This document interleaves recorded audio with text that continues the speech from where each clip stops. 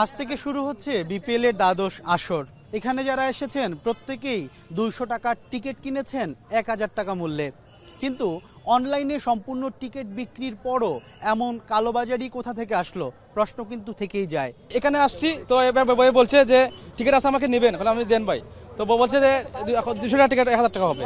বললাম তো ভাই কখনো হবে না, দেন আপনাকে দেন, দেওয়া দেওয়ার সমস্যা দিছি। আমি লইছি 1000 টাকা লইছি টিকিট, 200 টাকার টিকিট।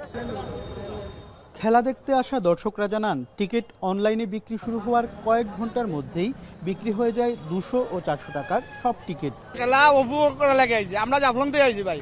200 টাকার টিকিট যদি 1000 হয় আমরা খেলা দেখতাম সিলেটর। মেদিয়া স্যার মিরাজ ভাই নেতৃত্বে ইনশাল্লাহ বালা কি চইব, ইনশাল্লাহ এবার ওই জিত। ব্যাট বলের লড়াই শুরুর আগে শুধু স্টেডিয়ামই নয়, পুরো সিলেটই সেজেছে বর্ণিল সাজে। জমকালো উদ্বোধনী অনুষ্ঠানের পর রাজশাহী সিলেট ম্যাচ দিয়ে শুরু এবারের বিপিএল। আর সন্ধ্যায় মুখোমুখি হবে নোয়াখালী চট্টগ্রাম।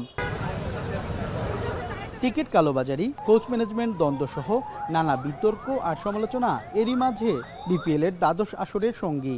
তবে সব কিছু পিছনে ফেলে মাঠের খেলায় বিপিএল মুগ্ধ করবে ক্রিকেট প্রেমীদের, এমন প্রত্যাশা সবার। সন্দীপন শুভ, এখন সিলেট। সানবিট সব দিবে সামাল। সানবিট ম্যাজিক প্রেস ডিশওয়াশিং এর মাথা ঘোরানো সলিউশন।